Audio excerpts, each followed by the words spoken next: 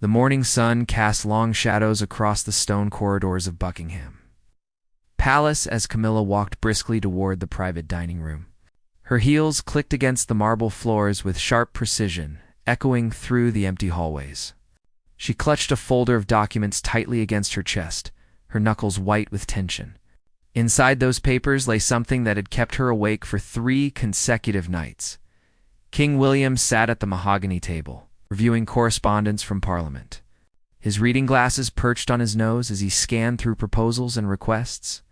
The smell of fresh coffee filled the room, mingling with the scent of roses from the garden outside.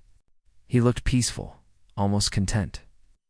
Completely unaware of the storm that was about to break, Camilla entered without knocking. Her face was pale, her jaw set in a hard line. William glanced up with mild surprise, setting down his papers. He opened his mouth to greet her, but something in her expression stopped him cold. There was fury there, barely contained. Simmering just beneath the surface of royal composure, she threw the folder onto the table. Documents scattered across the polished surface, sliding between teacups and plates. William stared at them, then back at her, confusion spreading across his features. He recognized his own seal on several of the papers, official stamps that marked them as genuine royal decrees. "What is this?" she demanded, her voice sharp enough to cut glass. William picked up one of the documents, his eyes scanning the text. His face went from confusion to recognition, then to something harder to read. He set the paper down carefully, buying himself time to think. The weight of what she had discovered hung heavy in the air between them. "Where did you get these?" he asked quietly. Camilla laughed, but there was no humor in it. She had found them in a locked drawer in his private study 3 days ago, quite by accident. She had been looking for a different file, something mundane about estate management. Instead, she had stumbled upon evidence of decisions made without her knowledge. Plans that affected not just the monarchy, but her own future. The documents detailed property transfers, financial arrangements, and legal provisions that would take effect under certain circumstances. Most troubling were the papers concerning succession and the distribution of royal assets. William had been making preparations, building structures around her, limiting what she could access and control. Everything had been done quietly, legally, with the help of royal solicitors who knew how to keep secrets. "You have been planning this for months," she said, her voice rising despite her efforts to maintain control. "Behind my back, while smiling at me across dinner tables, while appearing at my side for public events." William stood, attempting to move toward her with placating gestures. His hands were extended, his expression pleading for understanding. But Camilla stepped back, maintaining the distance between them. She would not be soothed with gentle words and empty promises, not this time. "Camilla, please, let me explain," he began. "Explain what?" "How you have been systematically reducing my position. How you have been preparing to marginalize me." Her hand trembled as she pointed at the scattered papers. "These documents do not lie, William. They show exactly what you think of me, of my role, of everything I have sacrificed." The argument escalated quickly. Years of buried resentment surfaced. Words that had been swallowed down for the sake of public image came pouring out. Camilla spoke of feeling like a shadow in her own life, always second, always provisional. William countered with his own frustrations, the pressures of kingship, the expectations that crushed him daily. Their voices grew louder, filling the dining room and spilling into the corridor beyond. Staff members working nearby paused in their duties, exchanging worried glances. Arguments between members of the royal family were not unheard of. But this one carried a different quality, an edge of real danger. Camilla's anger reached a breaking point. She grabbed a crystal vase from a side table, her intention unclear even to herself. Was she going to throw it at the wall? Hurl it past him as a statement of her rage? Later, she would not be able to recall the exact moment when everything went wrong. The vase slipped from her grasp, or perhaps she released it without full control. It flew through the air in what seemed like slow motion. William turned his head at the wrong moment, leaning forward instead of back. The heavy crystal caught him on the temple with a sickening thud. He crumpled immediately. his body folding as his legs gave way beneath him.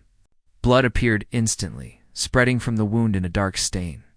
He hit the floor hard, his head bouncing once against the marble before lying still. Camilla stood frozen, her hand still extended from releasing the vase. The crystal had shattered against the wall behind William, pieces glittering across the floor like scattered diamonds. Time seemed to stop as her mind struggled to process what had just happened. Then survival instinct kicked in. She rushed forward, dropping to her knees beside him. Her hands fluttered over his body, unsure where to touch, how to help. Blood pooled beneath his head, soaking into the expensive Persian rug. His eyes were closed, his face slack. She pressed her fingers against his neck, searching desperately for a pulse. It was there, faint but steady. Relief flooded through her, immediately followed by terror. What had she done? Accident or not, she had struck the King of England. She had caused injury to the sovereign. The legal and political implications crashed down on her like a wave. She needed to call for help. Act! But her voice would not work. Her throat felt tight, closed off by panic. She tried to stand, but her legs shook so badly she nearly fell. Blood was on her hands now, William's blood, staining her fingers crimson. The door burst open. A footman stood there, his eyes widening in horror at the scene before him. He took in the unconscious king, the blood, Camilla kneeling beside the body with stained hands. His mouth opened and closed soundlessly before he finally managed to shout for assistance. Within seconds, the room filled with people. Palace security rushed in, their training taking over as they assessed the situation. Someone called for the royal physician. Others formed a protective circle around William, gently but firmly moving Camilla away from him. She did not resist, her body moving mechanically as hands guided her to a chair. She watched as the physician arrived, kneeling beside William with his medical bag. Orders were given in calm, professional tones. William needed to be moved carefully, transported to the medical wing where proper equipment waited. As they lifted him onto a stretcher, his eyelids fluttered briefly. A small mercy, proof he lived, though his condition remained unclear. Through the chaos, Camilla noticed Captain Harrison of the Royal Guard standing near the doorway. His face was carved from stone, his eyes fixed on her with an expression she could not read. He spoke quietly into a radio, reporting to someone, giving instructions. When he finished, he walked toward her with measured steps. She knew what was coming before he spoke. The weight of it settled over her like a shroud, heavy and suffocating. There would be no discretion here, no royal privilege to shield her. What had happened in this room would have consequences that reached far beyond palace walls. Captain Harrison stood before Camilla with the rigid posture of a man fulfilling an unpleasant duty. His uniform was immaculate, every button polished, every crease precise. Behind him, 4 additional guards had positioned themselves strategically around the room. Their presence was not accidental. This was protocol, the machinery of royal security moving into action when one of their own became a threat. "Your Majesty," Harrison began, his voice carefully neutral. The title felt strange now, almost mocking given the circumstances. "I need you to come with me." Camilla looked up at him, her face drained of all color. Blood had dried on her hands, dark and damning. She wanted to speak, to explain, to somehow make him understand that this had been an accident. But the words stuck in her throat, tangled with shock and fear. What could she possibly say that would make any difference? "Where are you taking me?" She finally managed, her voice barely above a whisper. Harrison's jaw tightened almost imperceptibly. He had served the royal family for 15 years, had stood guard during weddings and funerals, had protected them from external threats. Never had he imagined he would be in this position, treating a member of the family itself as a danger. "To the holding area, ma'am. Until we can determine exactly what happened here." He gestured toward the doorway with one hand. "Please stand." Camilla rose on unsteady legs. Her dress, an expensive piece of tailored silk, was wrinkled and spotted with blood. She felt the eyes of everyone in the room on her, judging, questioning. The physician was still working on William in the corner, his movements quick and efficient. She could not see William's face from where she stood, could not tell if he had regained consciousness, as Harrison moved to escort her out. The palace secretary rushed in, his face flushed with exertion. Edward Pemberton had held his position for 3 decades, serving 2 monarchs with quiet competence. Now he looked as though he had aged 10 years in the last 10 minutes. "Captain, wait," Pemberton said, slightly out of breath. He looked at Camilla, then at Harrison, clearly torn between competing duties. "We need to handle this carefully. The implications of this situation are enormous." Harrison's expression did not change. "My duty is clear, Mr. Pemberton. An assault has occurred against the king. I must secure the individual responsible, regardless of their identity." "But she is the queen consort," Pemberton protested, lowering his voice as if that might somehow contain the scandal. "We cannot simply arrest her like a common criminal. Think of what this will do to the monarchy, to public confidence." "With respect, sir, that is not my concern," Harrison replied firmly. "My oath is to protect the sovereign. Right now, that means ensuring this does not happen again." Camilla listened to them discuss her as if she were not standing right there. The surreal quality of the moment threatened to overwhelm her. This morning, she had been queen consort, second only to William in the hierarchy of the realm. Now she was being debated over like a problem to be managed, a threat to be contained. "I did not mean to hurt him," she said suddenly, her voice stronger than before. Both men turned to look at her. "It was an accident. We were arguing, and I lost control of the vase. I never intended for it to strike him." Pemberton seized on this immediately. "You see, an accident. A tragic accident born of a private disagreement. Surely that changes things, Captain." Duh. But Harrison shook his head slowly. "Intent will be determined through proper investigation. Until then, procedures must be followed." He turned back to Camilla. "Your Majesty, I need you to come with me now. You have the right to have legal counsel present during any questioning." The walk through the palace corridors was the longest of Camilla's life. Harrison walked beside her, not touching but close enough to intervene if needed. 2 guards followed behind, their footsteps creating an ominous rhythm on the marble floors. Palace staff they passed stopped what they were doing, staring openly despite their training to be discreet. The news was already spreading, whispered from mouth to mouth. Carried on cell phones and hurried conversations, they descended a staircase Camilla had never used before, one that led to the administrative and security sections beneath the main palace. The stone walls down here were older, part of the original structure, and they seemed to press in from all sides. The air felt cooler, damper, stripped of the warmth and light of the rooms above. Harrison led her to a small, windowless room furnished only with a table and several chairs. It was not a cell, not quite, but it felt like one. The door had a lock on the outside. A single overhead light cast harsh shadows across the plain walls. "Please sit," Harrison instructed, pulling out a chair for her. Camilla sat, her hands folded in her lap to hide their trembling. Harrison remained standing near the door, his radio occasionally crackling with updates. She heard fragments of communication about William's condition, about medical transport being prepared, about security protocols being activated.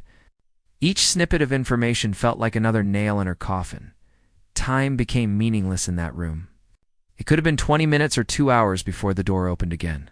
Sir Malcolm Whitfield entered, the palace's chief legal advisor, carrying a leather briefcase that looked as though it had survived several decades of royal crises. His silver hair was perfectly combed, his suit immaculate, but his eyes betrayed deep concern. "Your Majesty," he greeted her formally, taking the seat across from her. Harrison stepped outside but remained visible through the small window in the door. "I have been briefed on the situation. Before we discuss anything further, I need you to understand your position." Camilla nodded mutely, waiting for him to continue. "Hush. You are not under formal arrest at this moment," Whitfield explained carefully. "However, you are being detained for questioning regarding an incident that resulted in injury to the king. The legal complications here are unprecedented. The sovereign cannot be charged with a crime, but you are not the sovereign. You are the king's wife, which creates a unique jurisdictional question." "I did not mean to hurt him," Camilla repeated, her voice hollow. "Intent is relevant, but so is the act itself," Whitfield said gently. "An assault on the monarch, even accidental, is treated with extreme seriousness. The royal guard has both the authority and the duty to investigate this thoroughly. He opened his briefcase and withdrew several documents. These are statements from witnesses who heard the argument and saw the immediate aftermath. The footmen who found you, the security officers who responded, the palace physician, they will all be interviewed formally. The room where the incident occurred has been secured as a scene of investigation. Camilla felt the walls closing in further. This was really happening.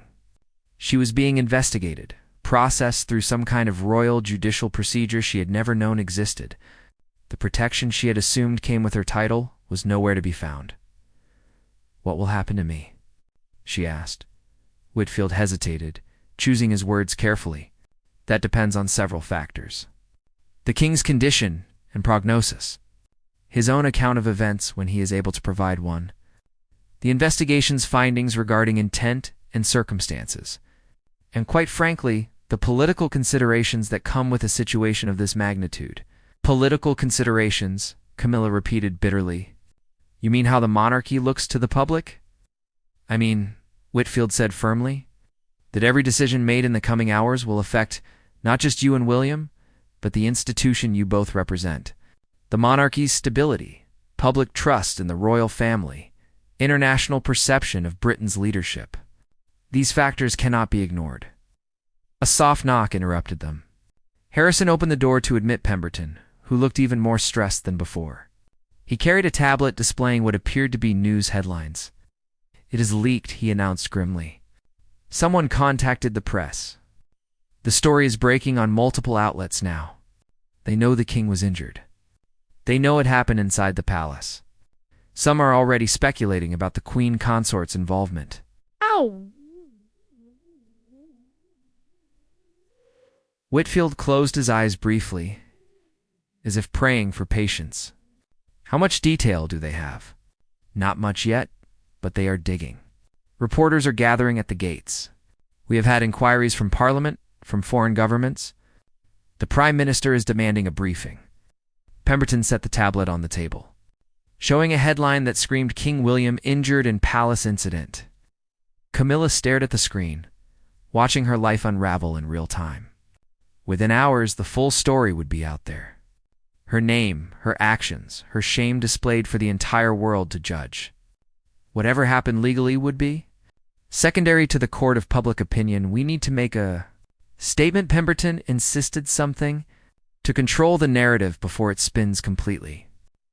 Out of our hands, any statement would be premature until we know the king's condition and have completed initial investigations." Whitfield countered. As they argued, Camilla sat silent.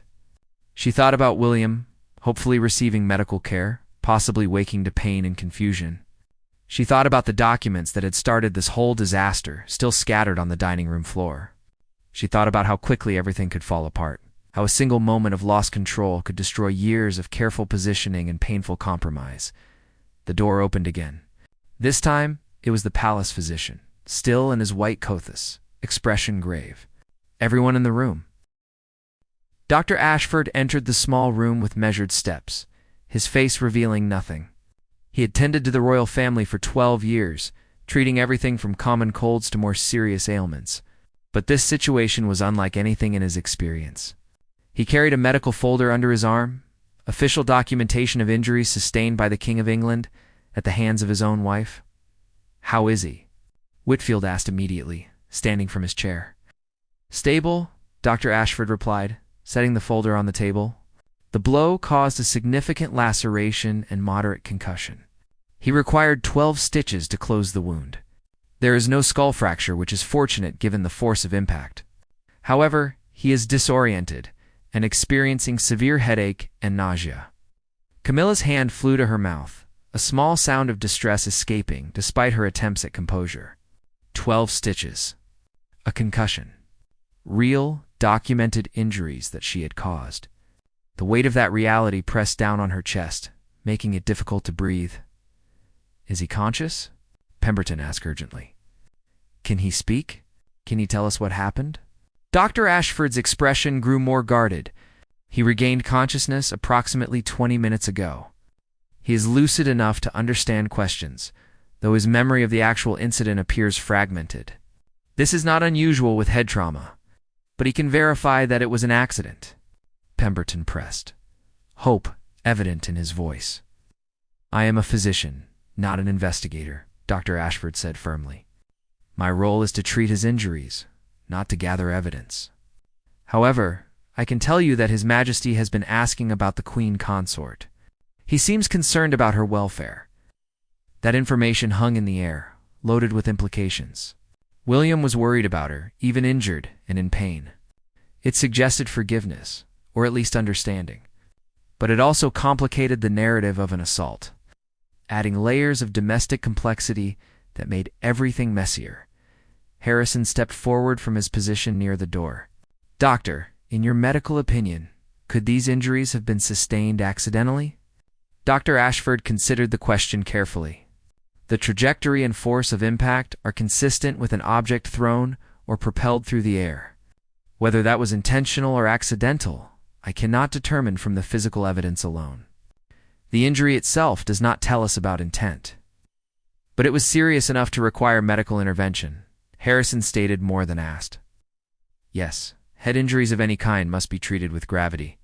His Majesty will require monitoring for the next 48 hours at minimum.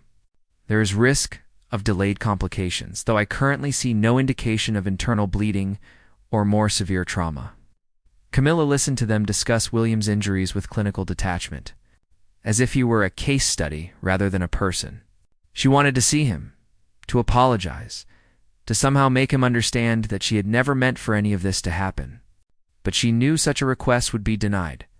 She was being kept separate, isolated, while they determined what to do with her. What about transfer to a hospital? Whitfield asked. Would that be advisable? The medical facilities here are adequate for his current needs, Dr. Ashford replied. Moving him unnecessarily carries its own risks. However, if his condition changes, or if there are other reasons to relocate him, it can be arranged.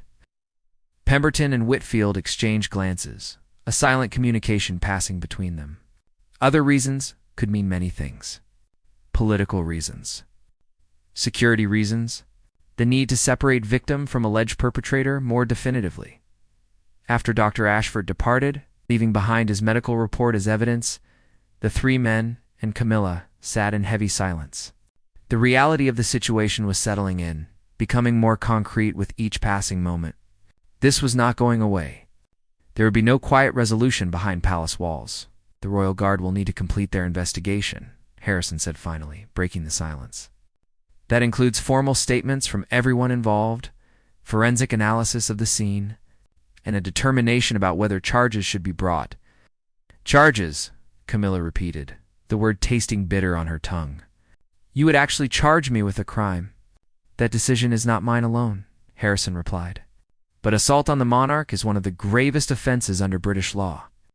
The circumstances must be thoroughly examined, and Whitfield leaned forward, his hands clasped on the table. Your Majesty, I need you to walk me through exactly what happened. Every detail, no matter how small. The truth is your best defense here. So Camilla told them everything. She explained how she had found the documents, how the betrayal had festered inside her for days before she confronted William.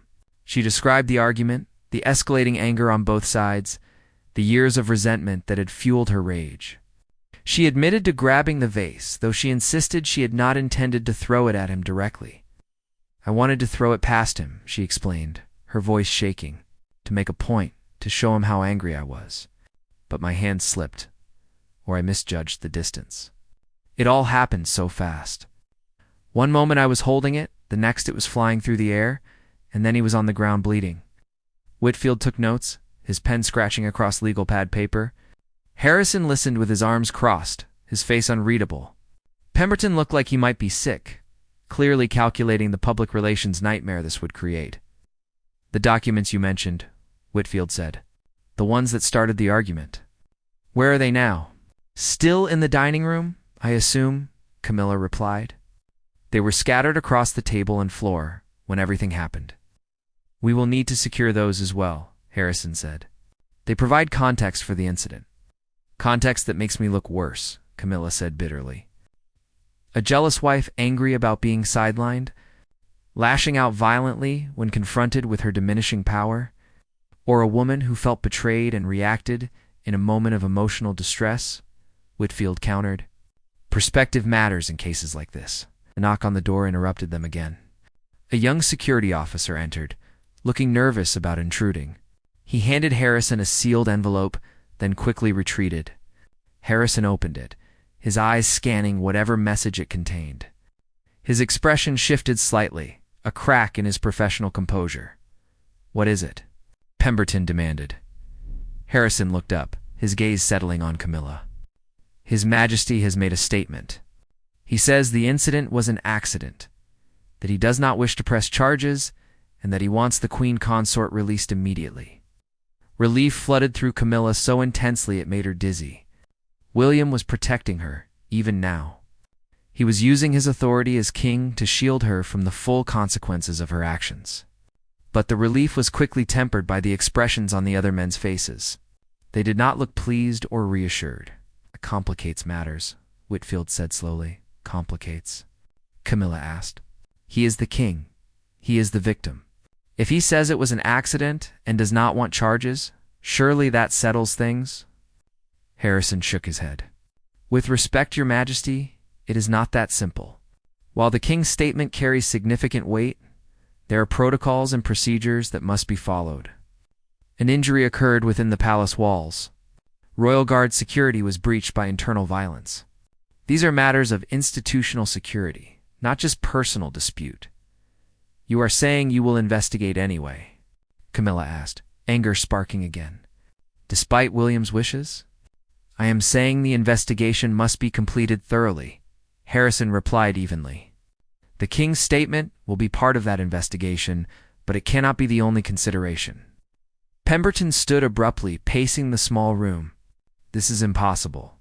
If we charge her despite the king's clear wishes, we undermine his authority.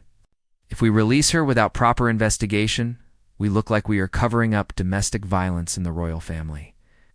Either way, the monarchy suffers. Perhaps that is the point," Whitfield said quietly. Everyone turned to look at him. Perhaps the real question is not what serves justice or protocol, but what serves the institution. The monarchy has survived many scandals, but only by adapting to circumstances. You are suggesting we ignore what happened?" Harrison asked sharply. "I am suggesting we consider all options carefully," Whitfield replied, "including options that prioritize stability over strict adherence to procedures that were never designed for a situation like this." The debate continued, voices rising and falling, arguments building and collapsing. Camilla sat in the middle of it, watching her fate be decided by men weighing politics against justice, tradition against pragmatism. She thought about William, lying in the medical wing with his stitched head and concussion. He had defended her. Despite everything, despite his own pain and the betrayal he must feel, he had used his power to protect her. But would his protection be enough? As she listened to them argue, she began to realize that this decision was bigger than her and William. It was about precedent, about what the monarchy could tolerate, about lines that perhaps could not be crossed regardless of intent or forgiveness. The door opened yet again. This time it was the Prime Minister himself, flanked by 2 aides. His presence changed the entire dynamic in the room. This was no longer just a palace matter. It had become an affair of state, gentlemen, the Prime Minister said, his voice carrying the weight of elected authority.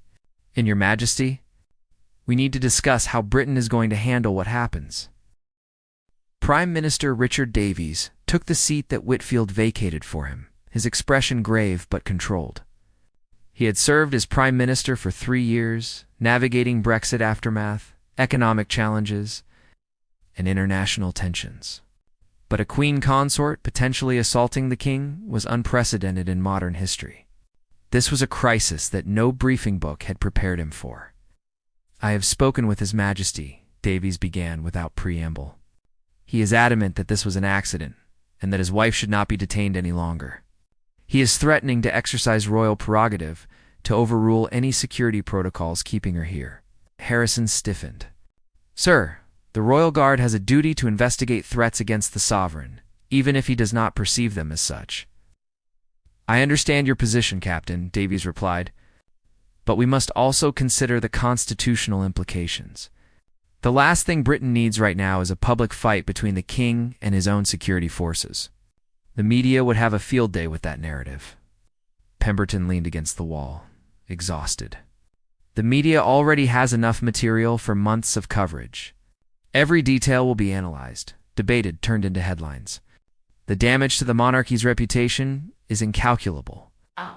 Then we must manage that damage as effectively as possible," Davies said. He turned his attention to Camilla, studying her with the calculating gaze of a career politician. "Your Majesty, I need you to understand something. What happens next will affect not just you, but the entire institution you married into. Every decision you make from this point forward will be scrutinized."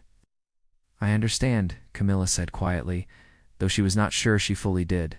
The scope of this disaster kept expanding, reaching into areas she had never considered.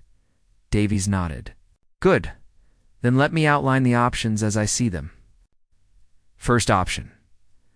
We proceed with a full investigation, potentially leading to charges. This would demonstrate that no one is above the law. But it would also create a massive constitutional crisis and likely destroy public faith in the monarchy.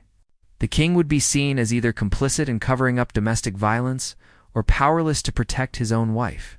Neither is acceptable." He paused, letting that sink in before continuing. "Second option.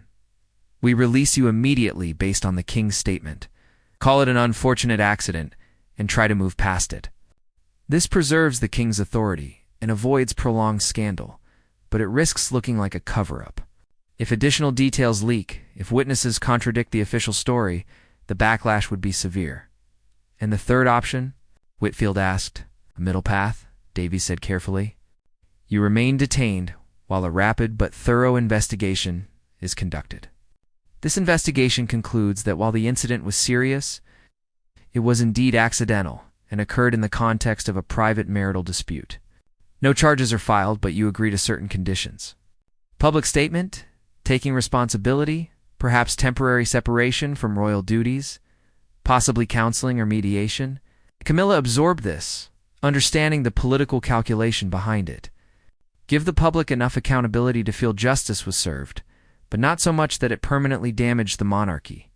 Let her be punished just enough to appease critics without completely destroying her position. She asked. Davies glanced at his aides, then back to her. That would be negotiated. But likely it would include limited public appearances for several months. No solo engagements, perhaps relocating to a different residence temporarily. The optics of you and William living separately while emotions cool and wounds heal, both literal and figurative. "You want to exile me?" Camilla said flatly. "I want to save the monarchy," Davies corrected. "And frankly, to give you the best chance of recovering from this. Right now, public sentiment is turning against you rapidly. You need time out of the spotlight while the investigation completes and the initial rage subsides." Harrison cleared his throat. "Prime Minister, with respect, the investigation cannot be rushed or predetermined. If we are to maintain any credibility, it must be thorough and follow proper procedures." "Then make it thorough and fast," Davies said sharply. "You have 48 hours to complete your investigation, interview all witnesses, examine all evidence, and reach a conclusion. That gives the king time to recover enough to give a proper statement and gives us time to prepare whatever public response is necessary." 48 hours is insufficient for," Harrison began. "It will have to be sufficient," Davies interrupted, "because in 48 hours, I am holding a press conference to address this situation. I would prefer to have clear findings to present rather than admitting we are still investigating. The uncertainty is almost as damaging as the incident itself."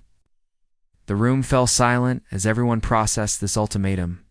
Davies was using his political authority to impose a deadline, forcing resolution whether the security protocols were satisfied or not. It was a power play, an assertion that elected government ultimately superseded palace procedures when necessary. Camilla watched. This unfolds with a strange sense of detachment.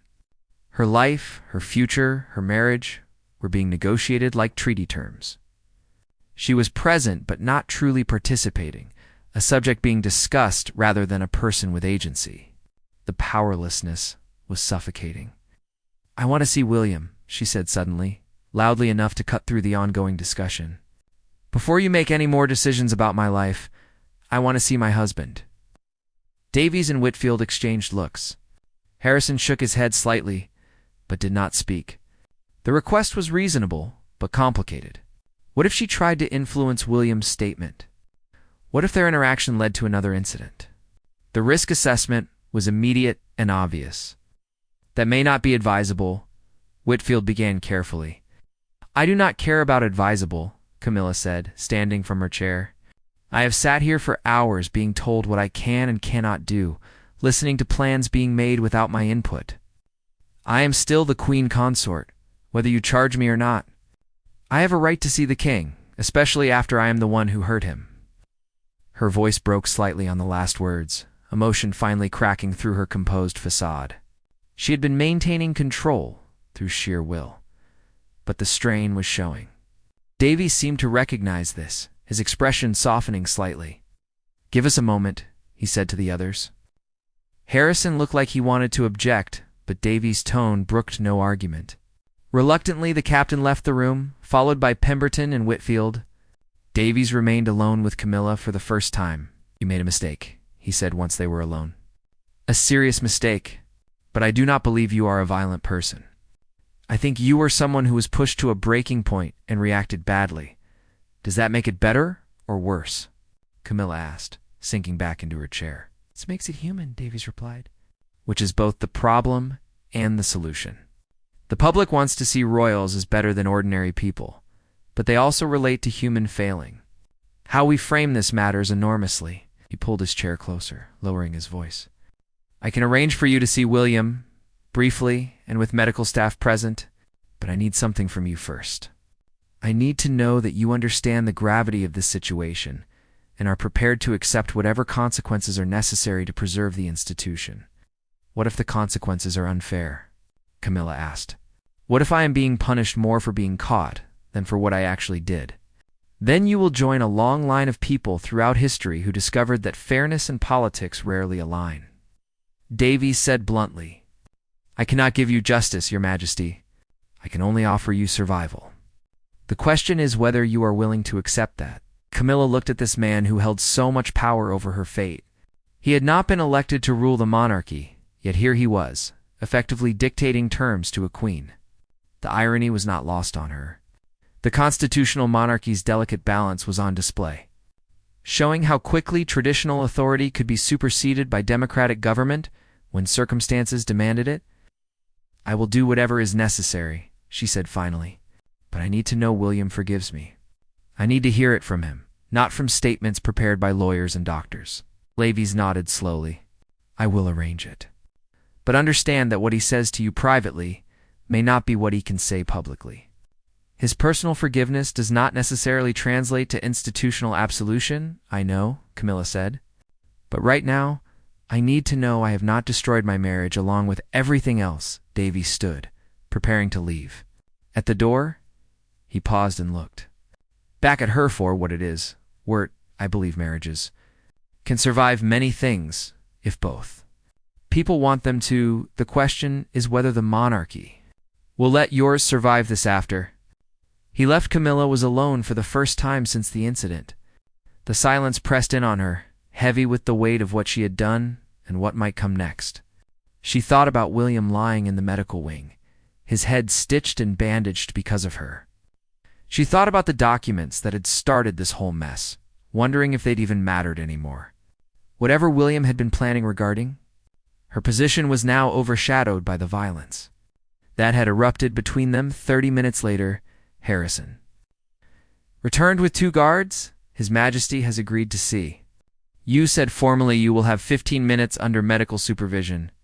Do you understand these conditions?" Camilla took William's extended hand, feeling the warmth of his skin against her cold fingers.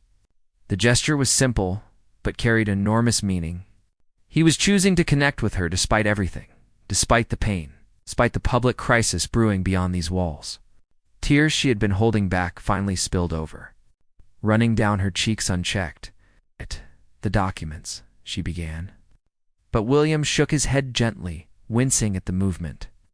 "Not now," he said quietly. "We can talk about all of that later. Right now, we need to focus on getting through the immediate crisis." "But that is what started everything," Camilla protested. "Your plans to marginalize me, to reduce my role. That is why I was so angry, why I lost control." William's jaw tightened slightly. Even injured and vulnerable, he had his pride. "Those documents were contingency plans, Camilla. Worst-case scenarios, if certain situations arose. They were not active policies, not decisions I had made. My advisors insisted on preparing for various possibilities." "You could have told me about them," Camilla said, "instead of letting me find them by accident and assume the worst." "You are right," William admitted, surprising her. "I should have been transparent. I was trying to protect you from worrying about things that might never happen. But I see now that secrecy caused more harm than the truth would have." Harrison shifted uncomfortably near the door, clearly uncomfortable being present for such personal revelations. But his duty required him to remain, to ensure no further violence occurred, and to hear any statements that might be relevant to the investigation. Dr. Ashford stepped forward. "Your Majesty, I must ask that you keep the conversation brief and avoid any stressful topics. Head injuries require rest and calm." "I understand," Camilla said, wiping at her tears. "William, they are investigating what happened. They want to charge me with assault, even though you have said it was an accident. The Prime Minister is involved now. Everything has become so complicated." William's expression hardened, some of his natural authority reasserting itself despite his weakened state. "No one will charge you with anything. I've made that clear. This was a terrible accident during a private argument. Nothing more. Captain Harrison believes he must complete a full investigation regardless of your wishes," Camilla explained. Glancing at the guard, William turned his gaze to Harrison, his eyes sharp despite the pain medication. "Captain, I appreciate your dedication to protocol, but I am ordering you to release the Queen Consort immediately, to conclude your investigation with findings that match the facts as I have stated them. This was an accident. That is my official statement as both the victim and as your king." Harrison stood at attention, his face revealing the conflict within him. "Your Majesty, I understand your position. But there are procedures that must be followed when violence occurs within the palace walls. These procedures exist to protect you, even from yourself, if necessary. Are you suggesting I am unable to distinguish between an accident and an assault?" William asked, his tone taking on an edge. "I am suggesting that trauma and personal relationships can complicate perceptions," Harrison replied carefully. "My duty is to ensure your safety and to investigate all incidents thoroughly, regardless of personal statements." The tension in the room thickened. This was a constitutional standoff in miniature, a sovereign's personal authority clashing with institutional procedures designed to operate independently of personal preference. Even in his injured state, William represented centuries of royal authority. But Harrison represented modern systems meant to check that authority. "How long?" William asked finally. "How long does your investigation require?" "The Prime Minister has given us 48 hours, Harrison admitted. William closed his eyes briefly, processing this information. When he opened them again, he looked at Camilla with an expression she could not quite decipher. "Can you endure 48 more hours?" "Let them complete their investigation. Interview everyone. Examine everything. Then this matter will be resolved definitively." "Do I have a choice?" Camilla asked bitterly. "Not really," William said with brutal honesty. "But sometimes choosing to cooperate gracefully is its own form of power. Give them what they need to clear you completely, rather than leaving doubts that will follow you forever." Camilla understood his logic, even if she hated it. A rushed resolution would always carry whispers of cover-up, of royal privilege superseding justice. A thorough investigation that cleared her would be harder for critics to dismiss. It was pragmatic thinking, the kind of calculation that had helped William navigate countless political situations. "The documents will be part of the investigation," she said. "Everyone will know about our private arrangements, our problems." "Then they will know," William replied with resignation. "Privacy is a luxury we sacrifice by our positions. If exposing our marital difficulties is the price for getting through this, then we pay it." Dr. Ashford checked his watch pointedly. Your time is nearly up. His Majesty needs to rest. Camilla squeezed William's hand one more time. I love you, she said quietly. Despite everything that has happened, despite the anger and the documents and all the rest of it, I love you, and I never wanted to hurt you. William's expression softened. I know, and I love you too, even when we drive each other mad with frustration. We will get through this, Camilla. But it is going to be difficult, and it is going to be public in ways we have never experienced. As Harrison escorted her back to the holding room, Camilla felt marginally better than before. William had forgiven her, or was at least trying to. That was something to hold on to in the chaos. But she also understood that his forgiveness, while personally meaningful, was only one factor in a much larger equation. The next 48 hours passed in a blur of interviews and statements. Camilla was questioned repeatedly about the incident, about her state of mind, about her intentions. Every word she spoke was recorded and would be analyzed for consistency and truth. Other witnesses were interviewed separately. The footmen who had found them, the security officers who had responded, palace staff who had heard the argument. Whitfield remained her legal advisor throughout, carefully coaching her on what to say and how to say it. Consistency is key, he reminded her constantly. Do not embellish, do not downplay. Just state the facts as you remember them. The dining room was thoroughly examined. Forensic specialists photographed the bloodstains, measured the trajectory from where the vase had been thrown to where William had fallen, analyzed the broken crystal. The documents that had started everything were catalogued and copied. Becoming official evidence of the context surrounding the incident, news coverage reached a fever pitch. Reporters camped outside the palace gates, interviewing anyone who would speak to them. Royal experts appeared on television, offering commentary and speculation. Social media exploded with opinions ranging from sympathy for Camilla to calls for her to be prosecuted like any other citizen would be. Public opinion was sharply divided. Some saw her as a victim of an oppressive system that had driven her to a breaking point. Others viewed her as a privileged elite who had committed violence and was being shielded from consequences. Women's groups debated whether gender played a role in perceptions of the incident. Constitutional scholars argued about the legal implications of prosecuting a member of the royal family. Parliament was in emergency session, debating whether new laws were needed to address domestic situations within the royal household. Some MPs called for the monarchy to be subject to the same domestic violence laws as ordinary citizens. Others argued that the unique constitutional position of royals required different handling. Through it all, Camilla remained in her isolated room, cut off from the storm, but fully aware of its intensity. Pemberton provided daily summaries of media coverage, each one more depressing than the last. Her reputation, carefully built over years of public service, was being shredded in real time. On the second evening of her detention, Davies returned with Harrison and Whitfield. They carried with them thick folders of evidence and testimony. Harrison's expression was carefully neutral, but Camilla thought she detected something in his eyes. Relief. Perhaps our satisfaction at completing a difficult duty. The investigation is complete, Davies announced without preamble. Captain Harrison has his findings. I think it is best if he presents them directly. Harrison opened his folder, extracting a formal report. He read from it in a measured tone.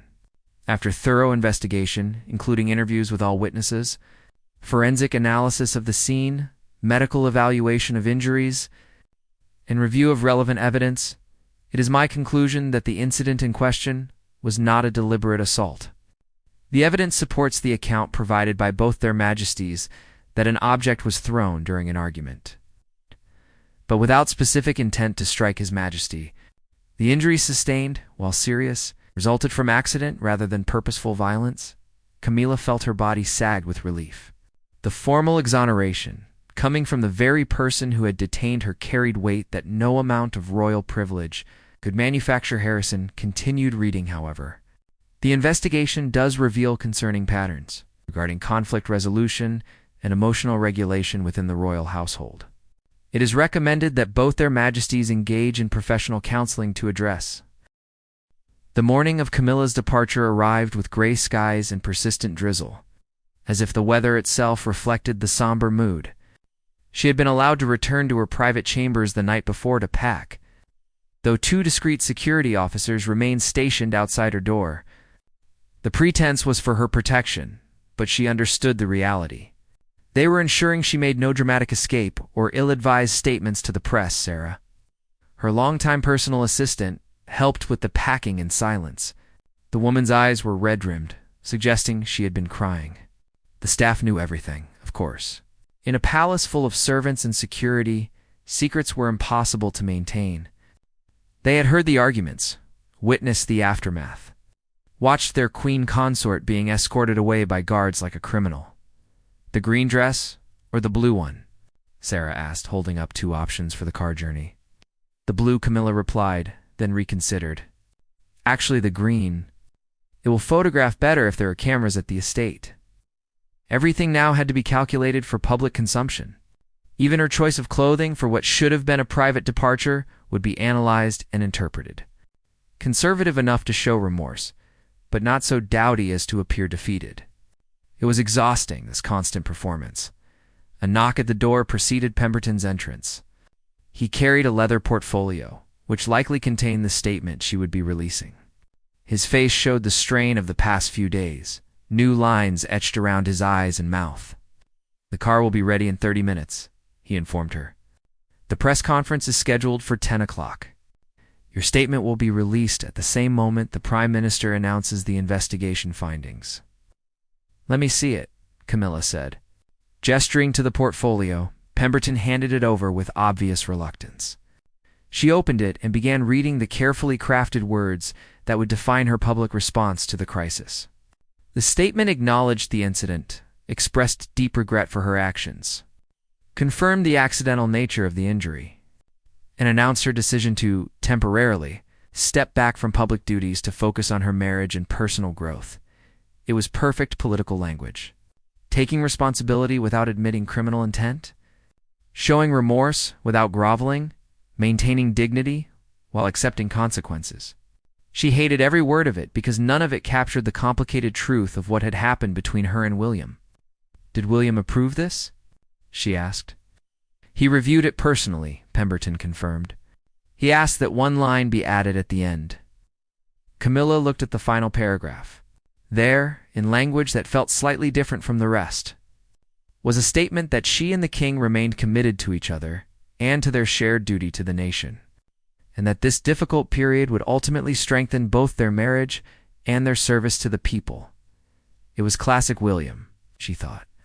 Even in crisis, thinking about duty and service, framing personal disaster in terms of eventual growth and improvement. But beneath the formal language, she could hear his voice, could sense his genuine intention to protect their relationship despite everything. "I will sign it," she said, though technically, her approval was not required. This statement would be released whether she agreed with it or not. The drive to the country estate took 3 hours. Camilla sat in the back of the armored car, watching London give way to countryside through tinted windows. A security vehicle followed behind, because even in exile, a queen consort required protection. She wondered if the guards viewed themselves as her protectors or her jailers. Her phone, which she had been allowed to keep, buzzed constantly with messages. Friends offering support, distant relatives expressing concern, public relations advisors weighing in with unsolicited opinions. She ignored most of them, except for one from her daughter from a previous marriage. "I love you, ma'am. This will pass. You are stronger than they know." The estate appeared through the rain-streaked window, a sprawling Georgian manor surrounded by manicured grounds and ancient oak trees. It was beautiful in a melancholy way, isolated enough for privacy, but grand enough to remind her of her position. This would be her home for the next 3 months, her comfortable prison, where she would wait for the world to forgive her. Staff members were lined up to greet her arrival, their faces carefully neutral. The head housekeeper, Mrs. Patterson, a woman who had served the royal family for 40 years, curtsied formally. "Your Majesty, welcome. Your rooms are prepared." Camilla followed her inside, through hallways lined with portraits of previous generations of royals. Their painted eyes seemed to judge her. These ancestors, who had maintained dignity and decorum through wars and scandals of their own. What would they think of her? A queen who had struck her king, even accidentally? Would they understand the pressures that had driven her to that moment, or would they simply condemn her weakness? Her suite of rooms was elegant but felt confining. Beautiful furniture, expensive fabrics, artwork worth fortunes. But also bars on the windows, she thought, even if they were gilded ones. She would live here in luxury while the world outside debated her. Character and fitness for royal duty. The television in the sitting room was on, muted, showing the press conference. Davies stood at a podium, Harrison beside him, both men looking grave and official. The caption read, "Royal investigation concludes." Camilla unmuted it, needing to hear how her fate was being presented to the nation. After a thorough investigation, Davies was saying, "It has been determined that the incident at Buckingham Palace was a tragic accident occurring during a private disagreement. No charges will be filed. However, both the Queen Consort and His Majesty recognize that this event reflects deeper issues that require attention and healing." Questions erupted from the assembled reporters. Why did the investigation take so long? What were they arguing about? Would there be consequences for the Queen Consort? Would the King and Queen separate permanently? Davies handled each question with practiced skill, providing just enough information to satisfy curiosity while protecting essential privacy. He confirmed that Camilla would be taking time away from public duties, framed it as a mutual decision for the good of the marriage and the monarchy, and emphasized that the king fully supported this approach. Camilla's statement was displayed on screen, her words appearing beneath her official photograph. She read along with the reporter who quoted it, hearing how it sounded to the public. The comments section on the news website was already filling with responses, a mix of sympathy, skepticism, and outright hostility. Her phone rang. William's name appeared on the screen. She answered immediately. "Are you there safely?" he asked without preamble. His voice sounded stronger than it had in the medical wing, though still carrying an undertone of exhaustion. "Yes, I just watched the press conference." Davies did well, William said. Harrison too. They threaded a difficult needle. "By exiling me and making it look like a choice," Camilla said, unable to keep the bitterness from her voice. "By giving us time," William corrected gently. "Camilla, we need this. Not because of the public or the investigation or any of that. We need time to talk honestly, to work through the things that have been broken between us for too long." "The documents," she began. "Will be discussed in counseling," William interrupted. "With a professional mediator who can help us communicate without throwing things." She almost laughed at his dark humor, but the sound caught in her throat. "I am so sorry, William. For all of it? I know. And I am sorry, too, for my part in creating the situation that led to that moment. We both made mistakes." He paused, and she could hear voices in the background, people needing his attention. "I'll have to go. But I will call you this evening. We are going to get through this, Camilla." Together after he hung up, Camilla stood at the window, looking out at the estate grounds. Rain continued to fall, creating patterns on the glass. 3 months stretched ahead of her like an endless corridor. Time to be endured while the world judged and eventually, hopefully, forgot Mrs. Patterson knocked softly. "Your Majesty, the counselor will be arriving tomorrow afternoon for your first session." And the King's secretary called to arrange his first visit here next week, so it was beginning. The process of rehabilitation and healing, counseling sessions, carefully managed visits, gradual reintegration into public life, if everything went according to plan. Her life reduced to a schedule designed by others, aimed at fixing what had broken between her and William that night. Alone in the large bedroom, Camilla lay awake listening to the old house settle around her. She thought about the chain of events that had led her here. Finding those documents, letting anger consume her judgment. The terrible moment when the vase left her hand, William falling. The blood spreading across the marble floor. She could not change any of it. The past was fixed, recorded in medical reports and investigation findings embedded in news archives that would exist forever. But the future was still being written. 3 months of exile, yes. But also 3 months to rebuild what had been damaged. To To address the underlying problems that had brought them to that violent moment, her phone buzzed with a message from William. "Just 3 words I love you," she typed back the same 3 words, meaning them despite everything. Love had brought them together, and love complicated by duty and pressure and compromise.